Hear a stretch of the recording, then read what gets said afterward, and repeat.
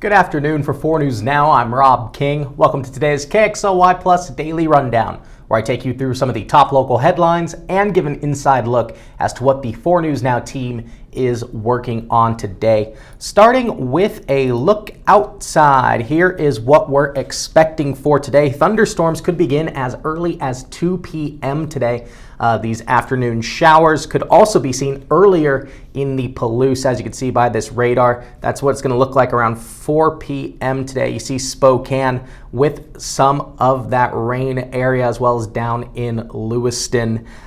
So it could see heavy rainfall, and because that heavy rainfall could be coming in a short amount of time, that creates a possible flooding issues in the area. Here's what we're looking like. Flood watch until 10 p.m. because that rain could be coming down with the warm temperatures. Those create a pretty nasty combination as well in the area. For the rest of today, though, it's going to stay this kind of warm, gross, muggy. I know as soon as I walked outside today, I felt sticky. It was not pleasant. And unfortunately, with the high in the 80s, that's going to continue into tomorrow, certainly, and only get warmer from there, too. It ramps up Thursday, continues into the weekend, where we could have record heat Friday and Saturday, well above average for this time of year. Thunderstorm possibilities also expected to continue at least through Thursday as well.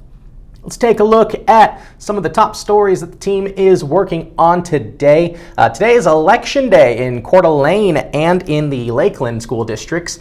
They will be voting to see whether or not they pass the supplemental levies that have been talked about for a while. Destiny Richards was out there this morning, and Rania Kaur will be out later tonight. Polls opened at 8 and will remain open until 8 p.m. and we will have the latest election results as they come in from Kootenai on kxly.com. The Coeur d'Alene levy in particular accounts for about 25% of their total budget. So if that levy is not passed, they could be looking at severe budget cuts, cutting programs, sports and music, among others.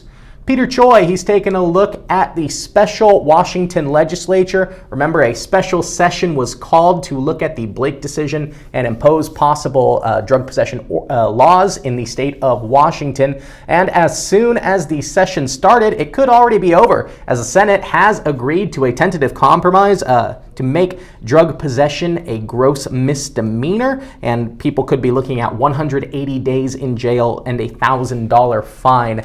So that's moved out of the Senate now moving to the House, and if approved there, it will move to the governor's desk to be signed into law.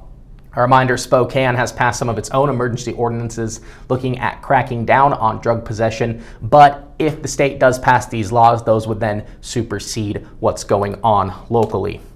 Bronte Sorotsky, she's taking a look at allegations made at Spokane City Council meeting last night in which people are alleging that local animal shelter Scraps is violating their contract with the city. Bronte's speaking with Scraps later today about these allegations, and what it's alleged is that they're violating their no-kill status. Now, to clarify, no-kill status does not mean that no animals can be euthanized at Scraps, but it has to be pretty severe cases for that to be happen.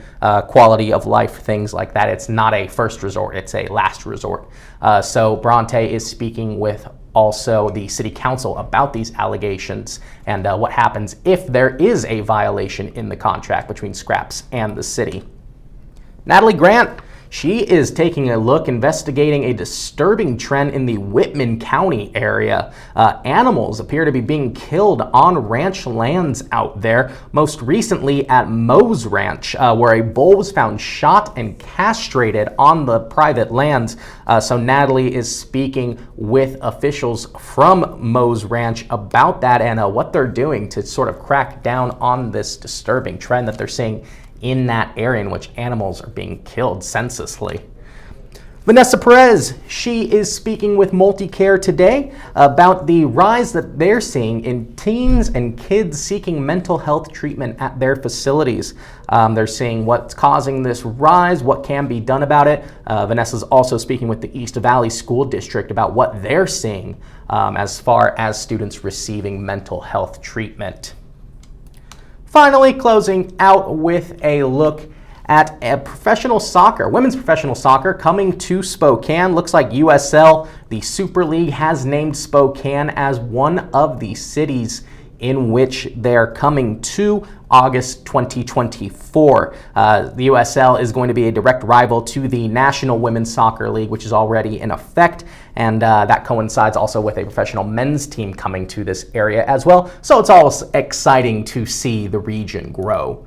So that's all we have for today's KXLY Plus Daily Rundown. Thank you for joining me. Be sure to download KXLY Plus on your connected TVs. That's Apple TV, Amazon Fire, and Roku. Also, be sure to download the 4 News Now mobile app on your phone and turn on notifications so you get the latest and breaking news in your area. All those stories and more coming up tonight at 5, but for now, live in studio, I'm Rob King for KXLY Plus.